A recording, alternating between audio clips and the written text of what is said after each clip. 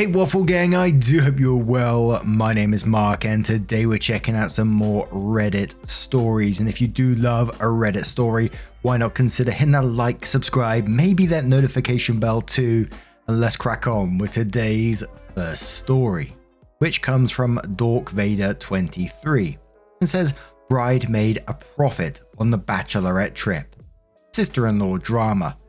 And OP's title straight away. I'm not gonna lie, got me a little bit excited. It said so much tea. I'm glad I can spill to my Reddit community because I can't gossip about it to my family. So, about 6 months ago, the bride planned a destination bachelorette trip and charged each of the 11 girls $650 for the Airbnb. I was salty about the high cost, but it's my sister-in-law, so I sucked it up and paid her. I was also suspicious about the high as fuck price, so I did cross-check the Airbnb listing and checked it out.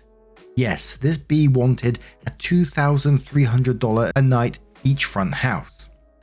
Well, today I'm chatting about wedding stuff with my brother, who is marrying future sister-in-law, and he said something along the lines of, "What a relief her dad paid for the Airbnb because that would have been so expensive for your group." I about choked. I said, "Hey, are you sure about that? Because all 11 girls paid $650 for the house alone. Maybe run it by her." His face turned purple, so I take it he had no idea. To add to the greed going on here, when I got married, I flew her out, paid for her accommodations, paid her hair and makeup, paid for a bridesmaid's dress, and paid transportation because she was going through a hard time. Now she has the balls to steal from me. I get that weddings are expensive, but don't have one if it requires stealing from your bridesmaids. Assuming I'm the only bridesmaid who is aware of what's going on here. Not sure if I should spill to the group or just let it go. There's a chance her dad stepped in and paid for it after the fact, and she just chose not to refund us. I'm not clear on the exact situation and want to avoid embarrassing my brother. OP added the updates within the same post, so I don't want to mix up the comments and updates, so we'll go straight to update 1, which says, "Thanks for all the advice and support. Yes, I agree with most of you who are saying I'm morally obligated to spill the beans because $650 is not child's play. This is what I'm going to do. First, I'm going to talk to my brother and give him a chance to clear it up with sister-in-law. Before I make a scene, I want to understand what's really going on. For example, did daddy pay for the trip, but sister-in-law decided to put that towards a different wedding expense, things like that. That answer will determine when and how I will tell the rest of the bridesmaids. I'm going to give my brother only 1 to 2 days because this trip is literally next week. Stay tuned for update 2. Update 2. Alright, so I regrouped with my brother. My mum also stepped in, bypassed my brother, and got some more info directly from her dad. Here's the tea." I love it when people say that. Future sister-in-law's dad did not offer to cover the cost until a few months after we all paid for the trip. This was after he found out the cost and was pissed that she chose a $2,300 a night house and asked us to pay. Apparently he threatened not to pay for the wedding if she added more expenses onto the wedding party. Turns out she originally wanted it out of the Maldives and he forbid her. According to my mum, who chatted with him directly, he felt embarrassed when he heard about the Airbnb price and wanted to save face with my side of the family. So he gave sister-in-law about $7,000 to cover the cost of the house. She was supposed to refund us, but obviously that never happened.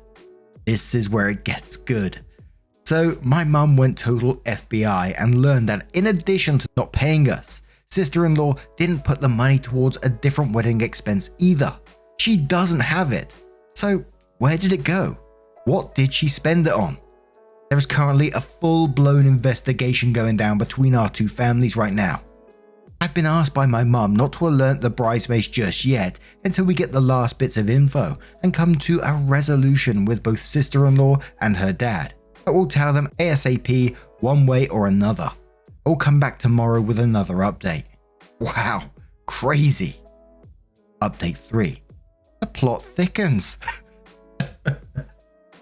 OP's introductions, man. So as this drama is all unfolding, the maid of honor, who doesn't know what's going on yet, is continuing her duties. We all get a 4-paragraph text from her outlining the dress code for each night of the Bachelorette, per the bride's orders. Keep in mind the bride is asking us all to go out and buy new outfits for each night of the trip, and the themes are wild. Animal print Thursday, faux fur Friday, sparkle dress Saturday, and Barbie brunch Sunday. As if we're all going to go out and buy that shit 1 week before the trip. Or at all. Thankfully, the bridesmaids seem to be waking up to the BS. Several of them wrote back saying they won't be able to pull together those outfits in time. And one flat out said it's just not going to happen. That's just a side story to the absolute shit show that is unfolding. My mum is very involved now, and she's paid a decent chunk of this wedding as well, and does not like that the bride is throwing around thousands of dollars from her dad, as well as lying to the bridal party. She set up a meeting directly with sister-in-law to cut the BS and explain what's going on. She told sister-in-law she's going to inform the bridesmaids herself unless she gets a valid answer. At this point, I'm just shoveling down popcorn, waiting for the events to unfold. I will be back tonight with hopefully the final update. I think it's OP's excitement that's got me really hyped up in this story. It's like, here's the tea. Update 4. A swan ice sculpture. She used the 7K to book a swan-shaped ice sculpture to be displayed at the reception and didn't tell anyone. Turns out her dad banned her from adding any more extras to the wedding design because it was already so expensive and unnecessary. When he Venmo'd her for the Airbnb, she thought she was being sneaky and kept it instead. She didn't even tell my brother this. He only found out that her dad decided to cover the Airbnb because those two went out for cigars one night and it came up. So that mystery is solved thanks to my mini FBI crew. Now the real questions remain. Where the fuck is my $650 and how to break the news to the other bridesmaids? Out of the kindness of her soul, my mum is giving sister-in-law 24 hours to confess to the bridesmaids and figure out how to pay us back our money. Because you know what? I did not spend $650 on some damn ice. I have kids to feed, I have bills to pay. It is taking everything in me not to text the bridesmaid group right now, but my mum is trying to give sister-in-law one opportunity to do the right thing. This has been a roller coaster.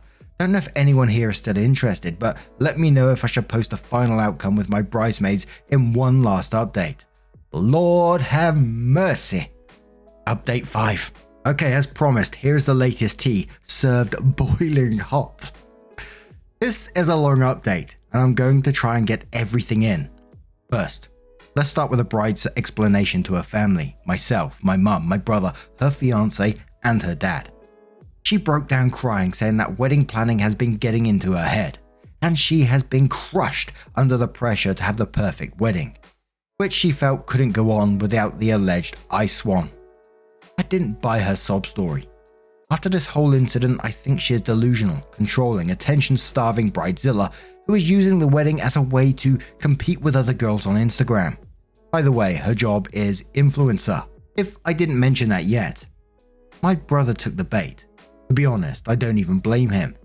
This is his future wife, and he said he wants to help her with her mental health and get her back to a good place.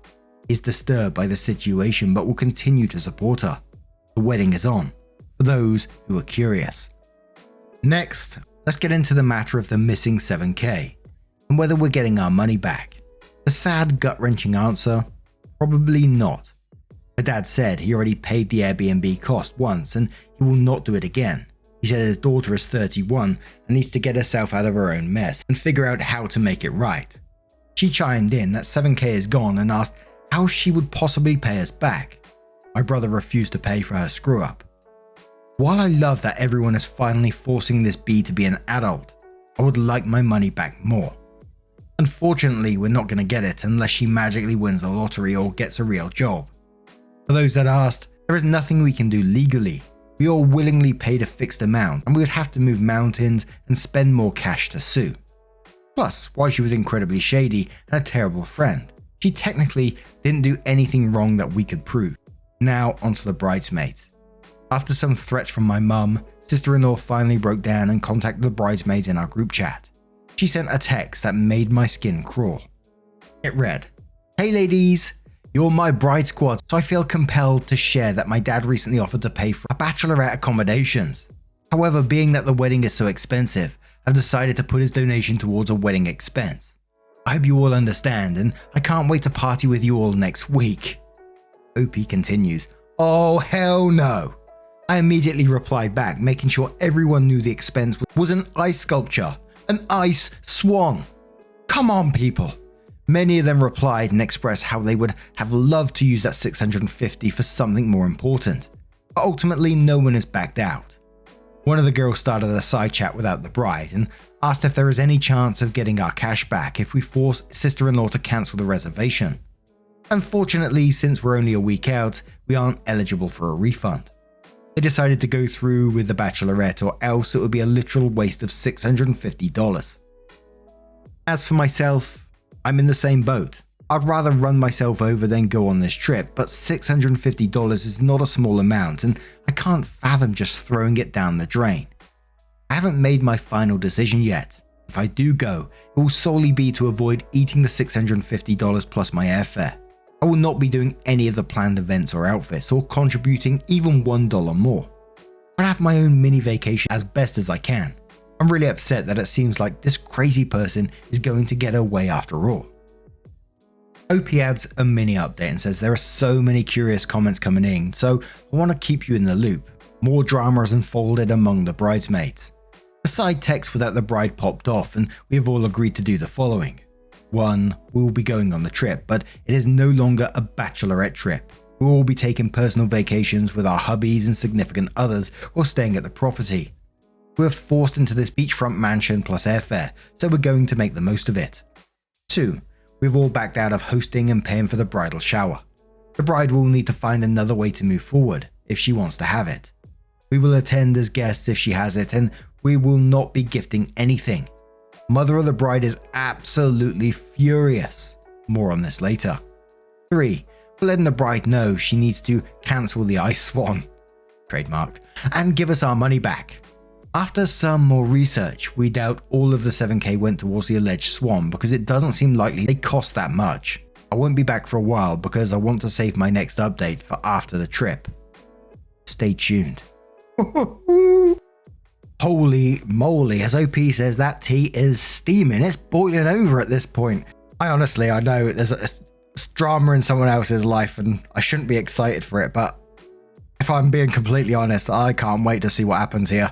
It sent me off investigating Airbnb prices, ice sculpture prices. A bloody 100 centimeter by 50 by 25 can cost anywhere like £430. How big is this bloody swan? Or like OP said, it's not all going towards a swan maybe. And what's going to happen in between? Are they just going to turn up to this Airbnb and then not greet her, not have any communication with her? Oh man, I think this is going to get real spicy. I will certainly be keeping a lookout for that update, but what do you guys make of this situation? Holy tea. Let us know your thoughts down in the comments below, and let's move on. And our next story does have an update as well. It's from VastFruits7116 from the True Off My Chest subreddit. Before we do get into the story, I want to give you a couple of warnings in case you want to skip it. It'll probably be the last story of this video, but timestamps always down in the description anyway, and along the timeline below.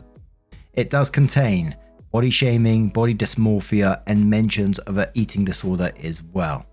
Titled, I hurt the nicest person I've ever met. This is a throwaway as all people involved are avid Redditors. I need to tell someone what I did.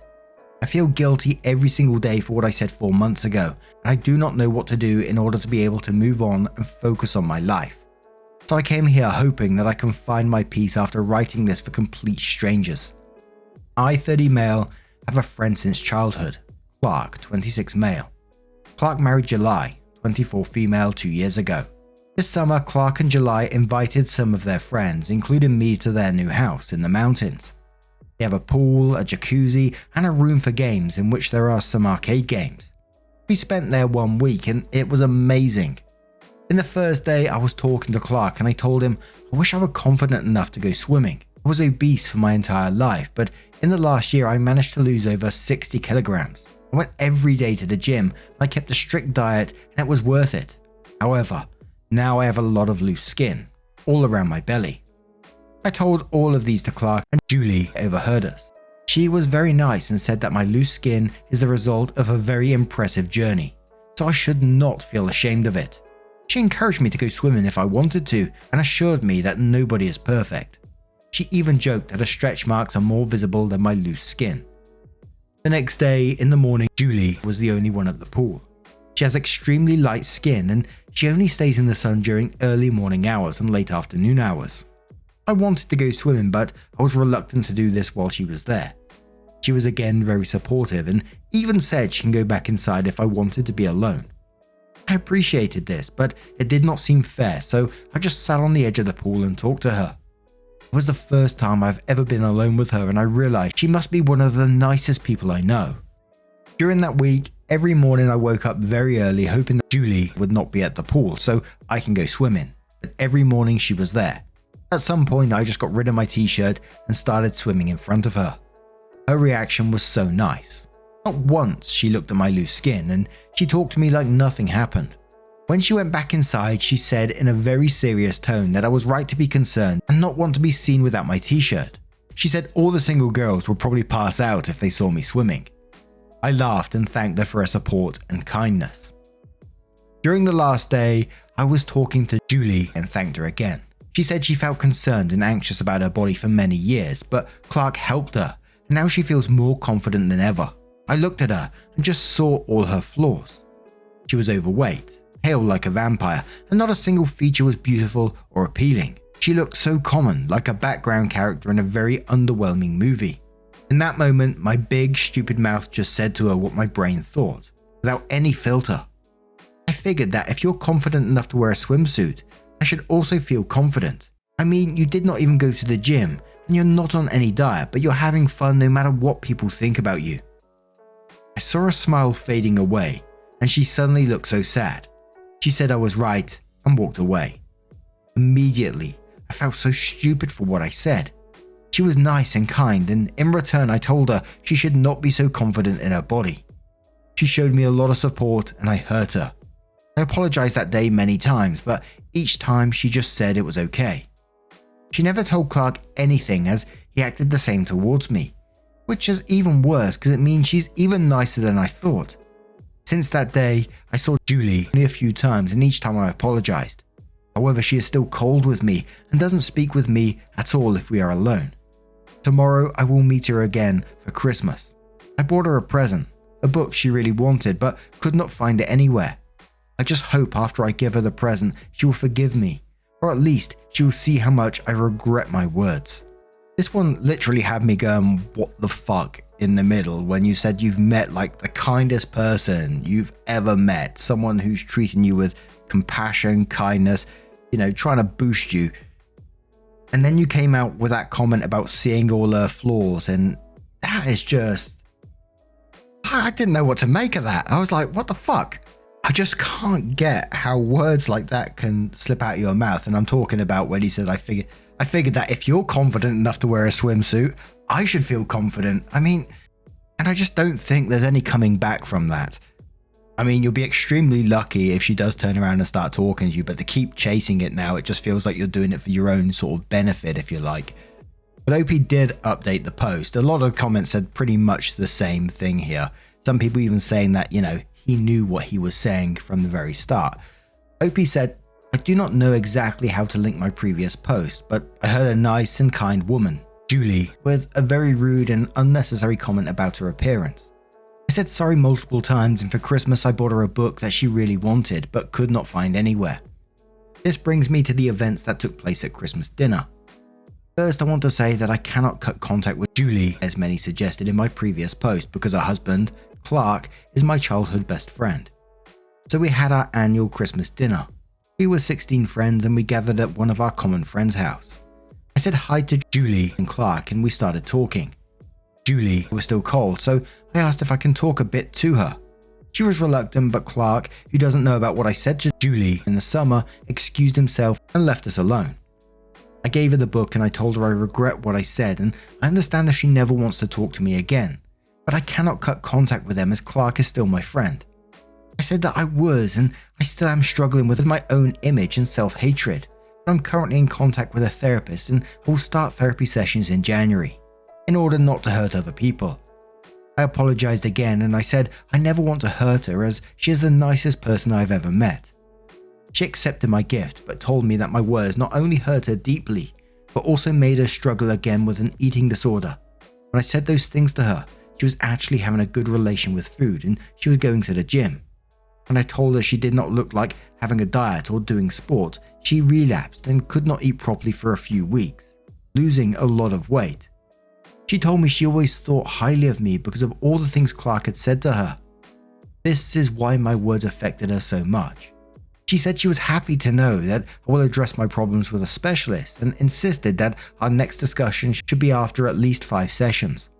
She ended by telling me that she wants our relation to be as before, but I need help and she needs time to figure out how not to be mad at me.